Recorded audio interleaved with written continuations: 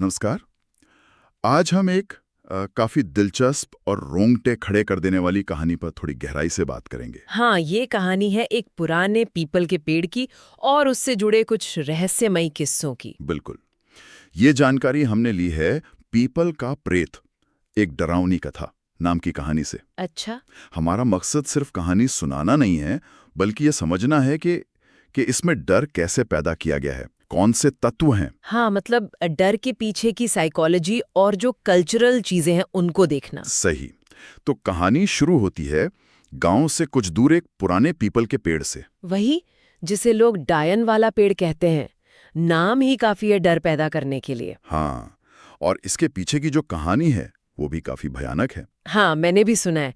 कहते हैं बहुत साल पहले एक औरत थी जिस पर जादू टोने का इल्जाम लगा था। हाँ, और उसे वहीं उसी पेड़ के नीचे जिंदा जला दिया गया था उफ। और कहते हैं मरते वक्त उसने शाप दिया था। कि मैं लौटूंगी हर अमावस्या को। बाप रे।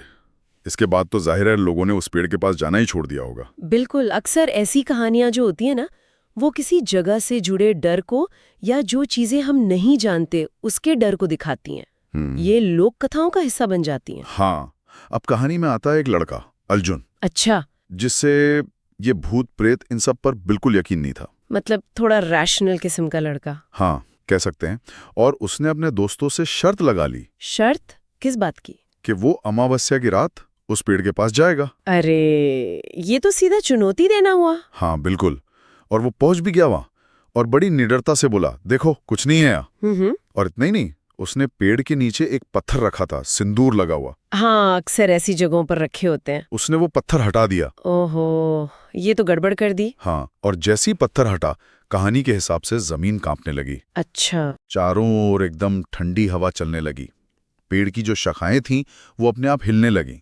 ये तो क्लासिक डरावनी सीन जैसा है। और फिर एक बहुत ही भयानक कर्कश आवाज आई। क्या आवाज? तूने मेरी नींद तोड़ी है, अब तुझे चैन से नहीं सोने दूंगी। बाप रे, यहाँ कहानी वो टिपिकल हॉरर वाला एलिमेंट इस्तेमाल कर रही है कि कोई वर्जित काम करो तो उसका नतीजा भुगतो। हाँ, वो पत्थर हटाना एक तरह से उस सोई हुई शक्ति को जगाने जैसा था। बिल्कुल, उस अज्ञात शक्ति को जगाना जिसका सब सम्मान करते आए थे या डरते आए थे। अब अर्जुन तो डर गया बुरी तरह, चीखता हुआ भागा वहां से। जाहिर है। लेकिन उसे लगा कि कोई साया उसका पीछा कर रहा है। हाँ, ये फीलिंग के पीछा हो रहा है, ये डर को और बढ़ा देती है। वो जैसे तैसे घर पहुंचा, पर दरवाजा अपने आप बंद हो गया। ओहो, मतलब घर में भी पीछा नहीं छूटा। और फिर उसने आईने में देखा। आईने में?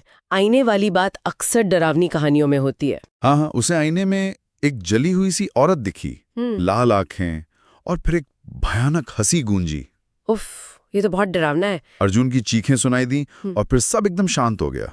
शांत मतलब? अगली सुबह जब लोगों ने देखा तो उसके कमरे का दरवाजा टूटा हुआ था। और अर्जुन? अर्जुन गायब था। गायब? हाँ, कमरे में सिर्फ आईने पे कुछ लिखा था। क्या लिखा था?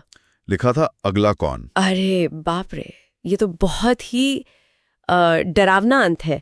आईना, जैसा मैंने कहा, अक्सर दूसरी दुनिया का दरवाजा या फिर बिगड़ी हुई सच्चाई दिखाने के लिए इस्तेमाल होता है। हाँ। और अर्जुन का गायब हो जाना और ये सवाल छोड़ जाना, अगला कौन, ये डर और अनिश्चितता को बनाए रखता है।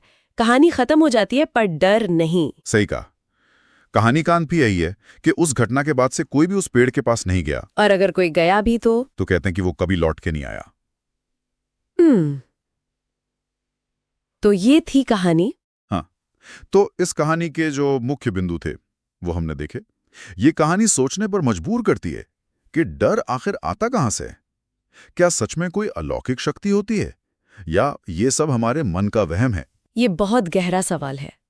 और ये कहानी एक और दिलचस्प सवाल छोड़ जाती है। क्या कुछ ऐसी जगहें, कुछ ऐसे विश्वास हैं जिन्हें उनके हाल पर छोड़ देने ही समझदारी है? भले ही ये सिर्फ एक कहानी हो, पर यह दिखाती है कि अज्ञात का जो डर है वो कितना असली महसूस हो सकता है। इस पर सोचना जरूरी है। बिल्कुल। डर की जड़ें शायद हमारी सोच, हमारी संस्कृति और हमारे अनजाने भय में ही छिपी होती हैं। हाँ, शायद।